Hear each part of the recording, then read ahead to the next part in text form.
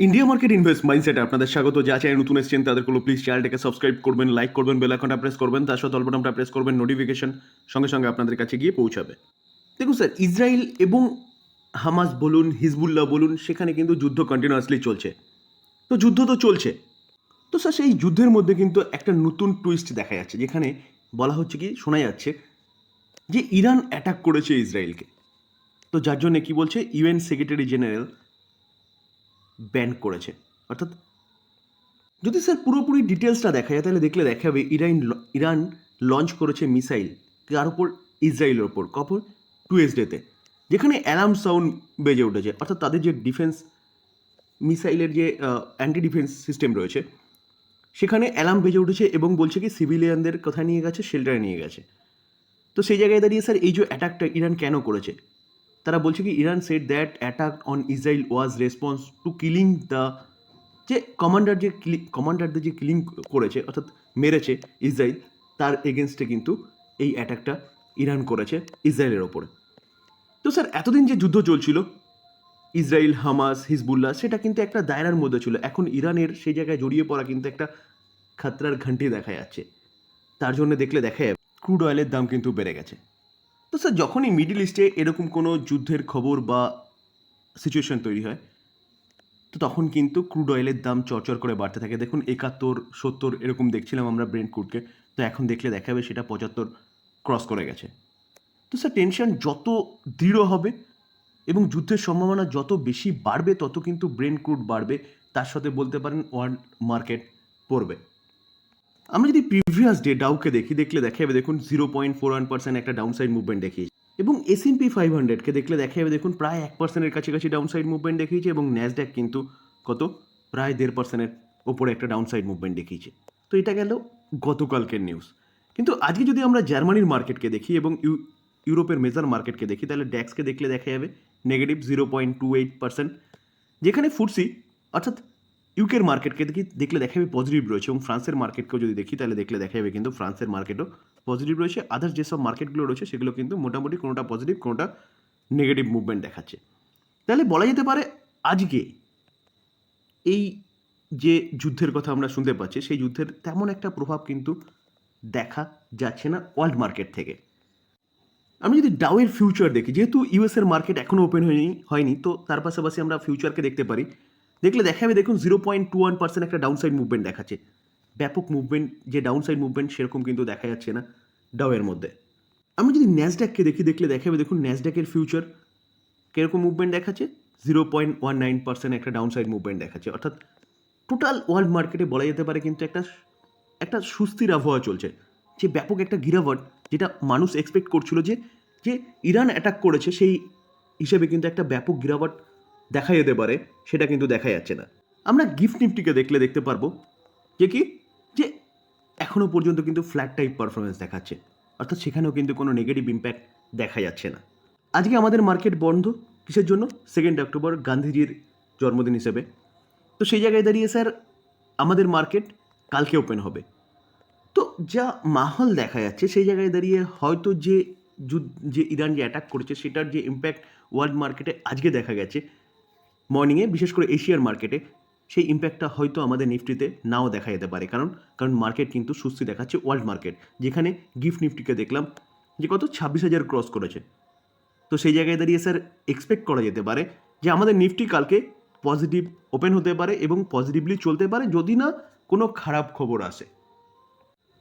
Bajaj auto, দেখুন auto সেক্টরে দিগ্গজ company, বিশেষ করে 2 হুইলার এবং 3 হুইলার সেগমেন্টে। তো এই কোম্পানিটাকে দেখলে দেখা যাবে দেখুন লাস্ট ট্রেডিং সেশনে 1.38% একটা ডাউনসাইড মুভমেন্ট দেখিয়েছে। এই কোম্পানিটাকে আমরা যদি দেখলে দেখা যাবে দেখুন লাস্ট 1 বছরে কোম্পানিটা 142% রিটার্ন দিয়েছে। মার্কেট ক্যাপ কত? প্রায় 3.5 লাখ কারো। তো এত বড় একটা কোম্পানি, যেই কোম্পানিটা 1 বছরে এতটা রিটার্ন দিয়েছে, দেওয়ার পিছনে কারণ কি? কারণ স্যার ইলেকট্রিক ভেহিকেলস, কোম্পানিটা ইলেকট্রিক ভেহিকেলসে দরে কিন্তু অনেকটা এগিয়ে গেছে, এবং তার পাশাপাশি কোম্পানিটা টুরিং বাইকের সাথে কিন্তু, যেটা ইউএসের কোম্পানি, সেই বাইকের সাথে কিন্তু বুলেট মডেলের বাইক বের করেছে, যেটা কিন্তু মার্কেটে অনেকটা ক্রেজ আছে। তো দুটো বিজনেস কিন্তু এই কোম্পানিকে অনেকটা বুস্ট করতে সাহায্য করেছে, বিশেষ করে ইলেকট্রিক ভেহিকেলস। দেখুন আমরা যদি লাস্ট 5 বছরে দেখলে দেখাবে কোম্পানিটা 325% রিটার্ন দিয়েছে, ব্যাপক একটা রিটার্ন বানিয়ে দিয়েছে। তো এই কোম্পানিটাকে নিয়ে কিন্তু কন্টিনিউয়াসলি ভালো নিউজ পাওয়া যাচ্ছে। তো চলুন নিউজটা কী পাওয়া যাচ্ছে অ্যাট ফার্স্ট সেটা দেখে নিই। যেখানে স্যার দেখলে দেখা যাবে ইলেকট্রিক ভেহিকেলসের টু হুইলার বিশেষ করে সেলস জাম্প করেছে কত 40%। তো 40% তো টু হুইলার জাম্প করেছে, ওকে খুব ভালো কথা। যেখানে এখন কিন্তু শুরুয়াত বলতে পারেন যে টু হুইলার সেগমেন্টে ইলেকট্রিক ভেহিকেলসের, যেখানে ওলা ইলেকট্রিক এই কোম্পানিটা কিন্তু টু হুইলার সেগমেন্টে এগ্রেসিভলি মার্কেট ক্যাপচার করে রেখেছিল। সেই মার্কেট কিন্তু আস্তে আস্তে ওলা ইলেকট্রিক খোয়াচ্ছে এবং ফল হয়ে এখন কত 27% মার্কেট ধরে রেখেছে।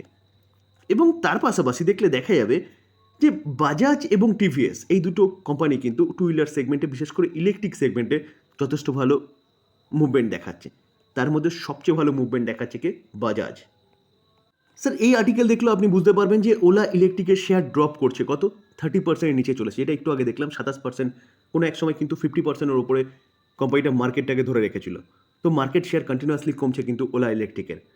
এবং তার পাশাপাশি আপনি এই আর্টিকেলেই বুঝতে পারবেন যে বাজাজ অটো লিডিং করছে, অর্থাৎ লিডিং কোম্পানি টু হুইলার সেগমেন্টের বাজাজ অটো। তো স্যার এই জায়গায় দাঁড়িয়ে কিন্তু এই কোম্পানিটা আপনি রাডারে রাখতে পারেন, যেখানে কোম্পানি কন্টিনিউয়াসলি ভালো পারফরমেন্স দেখাচ্ছে, ভবিষ্যতে আরও ভালো পারফরমেন্স দেখাতে পারে ইলেকট্রিক সেগমেন্টে। যেখানে এই কোম্পানিটা কিন্তু তার সিএনজি বাইকও লঞ্চ করেছে। তো ওভারঅল বলতে পারেন যে এই কোম্পানিটা কিন্তু টু হুইলার সেগমেন্টের একটা জাইন্ট, যেখানে কোম্পানিটা 62 দেশে কিন্তু বিজনেস করছে ওয়ার্ল্ডের।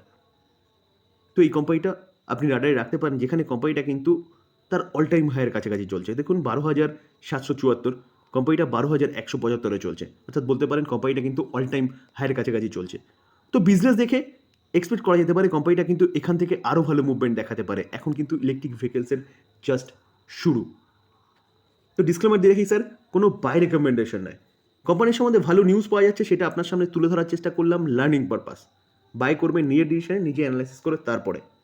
স্যার বাজাজ অটোর পাশাপাশি কিন্তু আপনি টিভিএস মোটরস এই কোম্পানিটাকেও কিন্তু রাডারে রাখতে পারেন। এই কোম্পানিটাও টু হুইলার এবং থ্রি হুইলার সেগমেন্টে কিন্তু যথেষ্ট ভালো করছে, বিশেষ করে ইলেকট্রিক ভেহিকেল সেগমেন্টে। তো আমরা যদি দেখুন এই কোম্পানিটা 1 বছরে 85% রিটার্ন দিয়েছে। আমরা যদি 5 বছরে দেখলে দেখা যাবে দেখুন 617% রিটার্ন দিয়েছে। তো এই কোম্পানিটাও কিন্তু আপনি রাডারে রাখতে পারেন ইলেকট্রিক ভেহিকেলসকে মাথায় রেখে। কারণ কারণ স্যার আবারও বলছি যে ইলেকট্রিক ভেহিকেলসের টু হুইলার সেগমেন্টে জাস্ট শুরু পথ চলা, তো অনেক দূর পর্যন্ত এগোবে। কারণ কারণ মার্কেট কিন্তু ব্যাপক বড়। তো এই জায়গায় দাঁড়িয়ে কিন্তু এই কোম্পানিটাও আপনি রাডারে রাখতে পারেন লং টার্ম ইনভেস্টমেন্টের জন্য। স্যার টাইটান স্যার টাইটান কোম্পানির মেইন বিজনেস যদি বলেন তাহলে বিজনেস হচ্ছে জুয়েলারি সেগমেন্টের। প্রায় 80 থেকে 85% বিজনেস কিন্তু জুয়েলারি সেগমেন্টের বলতে পারেন, জুয়েলারি এবং ডায়মন্ডের, যেখানে টাইটানের ব্র্যান্ড হচ্ছে তানিস্ক। তো সেই জায়গায় দাঁড়িয়ে স্যার কোম্পানিটা যথেষ্ট ভালো পারফরমেন্স করছে। দেখলে দেখা যাবে লাস্ট ট্রেডিং সেশনে 1% মতন ডাউন সাইড মুভমেন্ট দেখিয়েছে। আমরা যদি লাস্ট 1 বছরে দেখলে দেখা যাবে অনলি ফর 18%। কোম্পানিটা যদি চার্ট দেখলে দেখা যাবে কোয়ার্টার 4-এর 2024-এর কোয়ার্টার 4-এর রেজাল্ট 24-এর কোয়ার্টার 4-এর রেজাল্ট ডিক্লেয়ার হওয়ার পরে কোম্পানিটা নিচে এসেছিল। নিচে আসার পিছনে কারণ কন্টিনিউয়াসলি সোনার দাম বাড়া, যার ফলে এই কোম্পানিটার বিজনেসে কিছুটা এফেক্ট পড়েছিল, যার জন্য কোম্পানিটা কিন্তু নিচে এসেছিল। আবার কোম্পানিটা কামব্যাক করছে, কারণ আস্তে আস্তে কিন্তু সোনার দাম সেই জায়গায় স্টেবল রয়েছে। মানুষ হয়তো ভেবেছিল কিছুটা কমলে পরে কিনবে, কিন্তু আস্তে আস্তে কিন্তু সেই জায়গায় সোনার দাম স্টেবল থাকার জন্য মানুষ আবার বাই করছে জুয়েলারি। কারণ আমাদের দেশের যে সিস্টেম, সেই সিস্টেম অনুযায়ী জুয়েলারি কিন্তু আমরা কি করি, সোনা কিনি গহনা হিসেবে পরার জন্য। সোনা আমরা ইনভেস্টমেন্টের জন্য খুব কম কিনি। তো সেই জায়গায় দাঁড়িয়ে স্যার কোম্পানি যে বিজনেস করছে সেটা কিন্তু ফিউচার ওরিয়েন্টেড বিজনেস, এবং এই বিজনেসের ডিমান্ড কন্টিনিউয়াসলি বাড়বে। তো সেই জায়গায় দাঁড়িয়ে ঠিকঠাক আছে। এবং বাদবাকি 15% যে বিজনেস আছে না, সেটার মধ্যে কি আছে, সেটার ওয়াচ আছে, ব্যাগ আছে, বেল্ট আছে, আই কেয়ার রয়েছে। তো সেই জায়গায় দাঁড়িয়ে স্যার এই কোম্পানিটাকে নিয়ে কিন্তু একটা ভালো নিউজ পাওয়া যাচ্ছে। অলরেডি কিন্তু আমরা জানি যে সামনে আমাদের যে নেক্সট কোয়ার্টারটা শুরু হয়েছে, যে এই মাস থেকে, এটা কিন্তু ফেস্টিভ্যাল সিজন, তারপরে ওয়েডিং সিজন আসতে চলেছে। তো সেই জায়গায় দাঁড়িয়ে স্যার জুয়েলারির ডিমান্ড কন্টিনিউয়াসলি বাড়বে, কারণ আমরা ফেস্টিভ্যালে এবং ওয়েডিং সিজনে কিন্তু কী করি, যে গহনা প্রচুর পরিমাণে পারচেস করি পরার জন্যে। তো সেই জায়গায় দাঁড়িয়ে জুয়েলারি সেগমেন্টে যেসব কোম্পানিগুলো আছে সেসব কোম্পানিগুলোর কিন্তু বিজনেস বাড়বে এই কোয়ার্টারে। তার পাশাপাশি এই কোম্পানিটাকে নিয়ে আরেকটা ভালো নিউজ পাওয়া যাচ্ছে। চলুন নিউজটা কী পাওয়া যাচ্ছে সেটা একটু দেখি। দেখুন স্যার টাইটানের একটা ব্র্যান্ড বলতে পারেন Helios to launch exclusive luxury watches, অর্থাৎ কোম্পানিটা যা ওয়াচ বিক্রি করতো সেটা তো করতো, তার সাথে কিন্তু আরেকটা ব্র্যান্ড লঞ্চ করেছে যেটা কি লাক্সারি ওয়াচেসের জন্যে স্টোর অ্যাজ ডিমান্ড। তো ডিমান্ডের দিকে মাথায় রেখে কিন্তু তারা স্টোর ওপেন করেছে, যেটা একটা কিন্তু ভালো নিউজ বলতে পারেন কোম্পানির জন্য, যেখানে কোম্পানির বিজনেস বাড়তে চলেছে। যেখানে স্যার এই যে হেলিওস, এই যে কোম্পানির লাক্সারি ব্র্যান্ডটা রয়েছে ব্র্যান্ড, সেই ব্র্যান্ডটার একটা স্টোরের জন্য তারা কি করছে, ইনভেস্টমেন্ট করতে চলেছে 3.5 কারোর। এবং এই যে ব্র্যান্ডটা, এই ব্র্যান্ডটার প্রাইস কত হবে, মিনিমাম প্রাইস 50,000 থেকে স্টার্ট। তো যতটুকু যে খবর পাওয়া যাচ্ছে, first one will open at Delhi T1 terminal, এবং তারপরে দেখা যাচ্ছে কোথায় কোথায় ওপেন হবে, follow by store Goa, Chennai, Bengaluru, Mumbai. তো স্যার ফেস্টিভ্যাল সিজন আসতে চলেছে, লাক্সারি আইটেমের ডিমান্ড কিন্তু কন্টিনিউয়াসলি বাড়তে থাকে, বিশেষ করে ওয়াচের। তো সেই জায়গায় দাঁড়িয়ে এই মকা দেখে কিন্তু কোম্পানিটা কী করছে, কোম্পানিটা তার ব্র্যান্ডটাকে লঞ্চ করেছে এবং স্টোর ওপেন করতে চলেছে, যেটা অলরেডি কিন্তু এই মাসেই ওপেন হবে। কোথায়? দিল্লিতে। দেখুন, যে কি লেটার দিস মান্থ, অর্থাৎ এই মাসেই ওপেন হবে, এবং তার সাথে কিন্তু নেক্সট ওপেন হতে চলেছে গোয়া, চেন্নাই, বেঙ্গালুরু, মুম্বাই। তো এই জায়গায় দাঁড়িয়ে কিন্তু এই কোম্পানিটা আপনি রাডারে রাখতে পারেন, যেখানে চোখ বন্ধ করে ভরসা করার মতন কোম্পানি। আপনি এই কোম্পানি বাই করে না রেখে দেওয়ার মতন কোম্পানি, যেখানে কোম্পানিটা কিন্তু খুব ভালো রিটার্ন তার শেয়ার হোল্ডারদের বানিয়ে দিয়েছে। দেখুন, আমরা যদি লাস্ট 5 বছর দেখলে দেখা যাবে 200%, অর্থাৎ 3 গুণ রিটার্ন বানিয়েছে। মার্কেট ক্যাপ কত? অলমোস্ট 3.5 লাখ কারোর। তো সেফলি ইনভেস্টমেন্ট, ভালো রিটার্ন, এই কোম্পানি নিয়ে কিন্তু আপনি চিন্তাভাবনা করতে পারেন। ডিসক্লেমার দিয়ে রাখি, কোনো বাই রেকমেন্ডেশন নয়, নিউজ পাওয়া যাচ্ছে, সেই নিউজ নিয়ে আলোচনা করলাম। লার্নিং পারপাস, বাই করবেন নিজের ডিসিশনে বা নিজে অ্যানালাইসিস করে তারপরে। আলোচনায় পর্যন্ত যদি আলোচনা ভালো লাগে বা ইনফরমেটিভ লাগে, তাহলে যারা চ্যানেল নতুন এসেছেন তাদের প্লিজ চ্যানেলটাকে সাবস্ক্রাইব করবেন, লাইক করবেন, বেল আইকনটা প্রেস করবেন, তার সাথে অল বাটনটা প্রেস করবেন, নোটিফিকেশন সঙ্গে সঙ্গে আপনাদের কাছে গিয়ে পৌঁছাবে। থ্যাংক ইউ, ভালো থাকবেন।